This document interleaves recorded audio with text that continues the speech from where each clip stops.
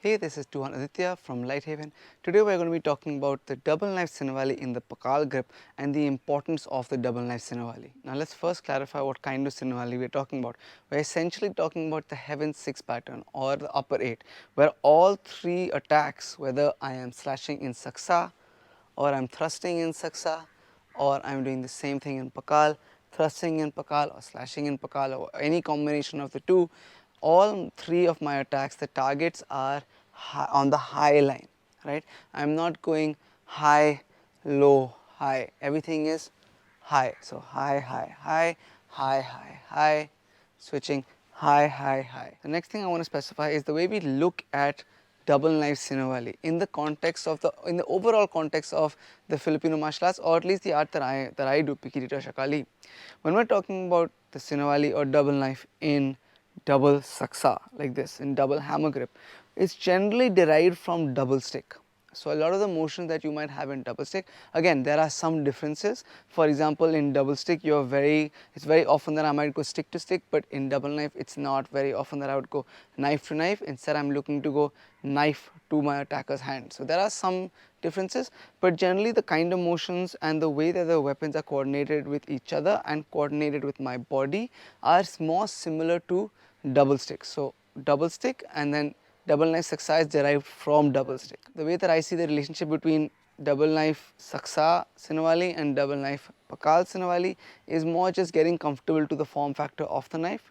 But when we're looking at double knife Sinawali or double knife in Pakal, it is from here where a lot of our empty hands eventually gets derived, because this Pakal grip has this hook. I've spoken about this very often before. This Pakal grip has this hook. Whether you're going edge in or edge out, this still has that hook, and this that idea of being able to hook and trap somebody's arm, right, capture somebody's arm or somebody's attacking limb, comes from this concept. So that even if I'm empty hand and I'm trying to capture someone's arm, it's that same concept, similar timing, the same concept of if you extend your limb towards me, it's now mine and I'm going to destroy it before I give it back to you. One other way that I like to think about Sinawali double knife in Pakal is that whether I am going to go eventually single knife in Saksa or single knife in Pakal, this helps me build the coordination where I am not cutting myself, right. So in Pakal or in Saksa, I don't want to be doing this. In Saksa it's a little bit harder to do that, simply because the edge is facing away from you, but it's still I suppose possible if you're very careless. But Pakal, it's a lot easier for you to cut yourself, right. So I'm also building the coordination for single knife, being able to, especially at closer ranges where this hand is more involved, it might be for parrying, it might be for jamming, it might be for grabbing and collar tying, it might be for framing against, whatever it may be. I want to be able to coordinate this in a way where it's not coming in the way, right. So there are a couple of positions, there are a couple of different ways that this hand can interact with my opponent's hand, but it has to be coordinated with this knife. And so when I am working on double knife, I am looking at eventually being able to either go just empty hands, or single knife, whether it's Pakal or Saksa. Now within this context, let's look at that basic Sinawali that we have. Initially, when you're first doing this, it's okay to load like this, right, because if you're doing double stick, this is where you would load.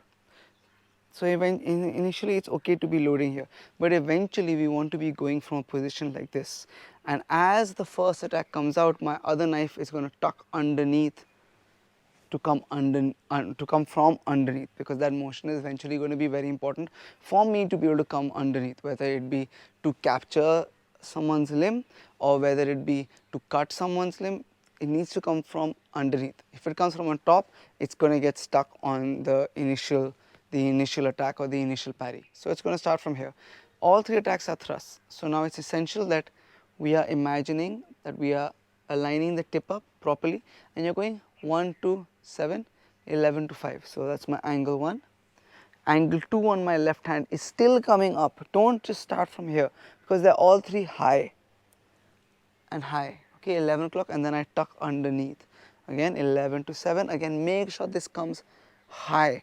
Don't just bring this down low, because eventually when I have to use it, when I'm trying to parry someone's attack, the weapon is going to come high, it's not going to be low. I can still use it low, but I want to learn how to parry and control a high line attack with this, right? So again, I'm starting from here, angle 1. Make sure, you might feel stuck over here, but if you bring the weapon back to your shoulder, now this weapon, this hand is free to come out. However, if I leave my first strike down here, I'm going to feel very stuck. So make sure that you go angle 1 and you bring it back to the shoulder. Angle 2, thrust. Once we are comfortable with going from here, now we're going to start going from here itself. So the way that I think of it is, I think of this as like a triangle guard. It's not up here, although it can be. For me, it's a bit lower, and my hands are eventually going to form this triangle. I like this a lot more than being up here. I prefer to be a little bit lower. This gives me equal access to low lying attacks as well as high line attacks. Sorry. Whereas if I'm really high up, I tend to expose my belly a bit more. If I'm a bit lower, I can stay a bit tighter. So from here, whichever is the first attack, angle 1, as that happens, I tuck this hand underneath. So I go 1 and I tuck, and everything else is the same. 3, 1, 2, 3, 1, 2, 3, 1, 2, 3. Now some common mistakes that you might make is that you might start with the tip aligned, but very quickly you might turn the wrist like this, and now I'm slapping with the side almost. So make sure your tip is aligned all the way until you come out at 7 o'clock. So the way we use the clock, if you're unfamiliar, 12 o'clock is in front of my head, 6 o'clock is in front of my groin. So I want to make sure all the way till 7 o'clock my tip is aligned. All the way to 7 o'clock my tip is aligned.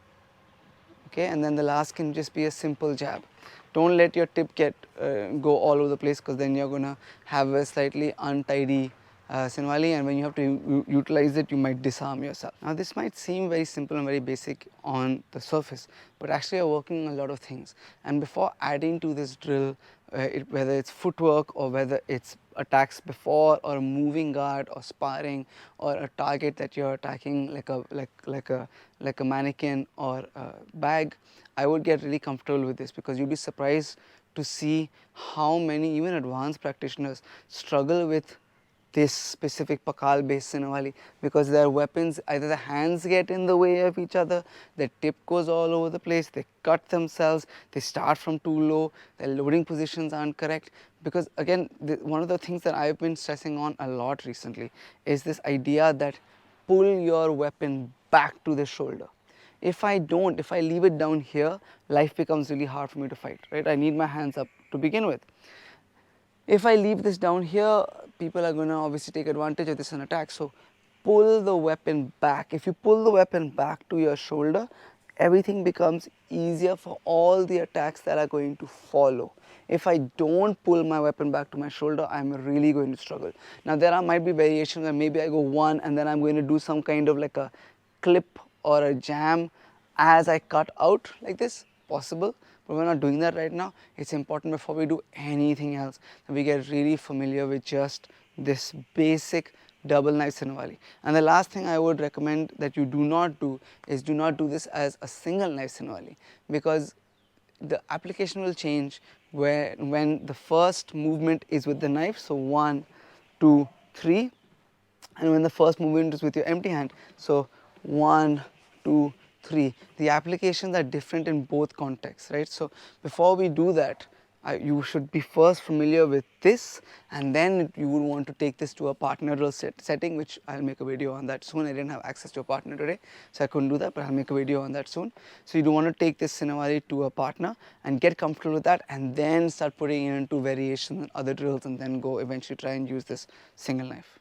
Thank you guys so much for watching. If you liked what you saw, if you learned from what you saw, please do like and share this video. If you have anything to add or any questions, leave that in the comments down below. Please do subscribe to the channel. All of these things really do help out the school and the channel a lot. A huge thank you to our YouTube members and our patrons on our Patreon page. If you'd like to know more about either of the two things, our YouTube membership or our Patreon page and the exclusive content that we offer there, check out the links in the description down below. Lastly, thank you guys for watching and see you in the next video.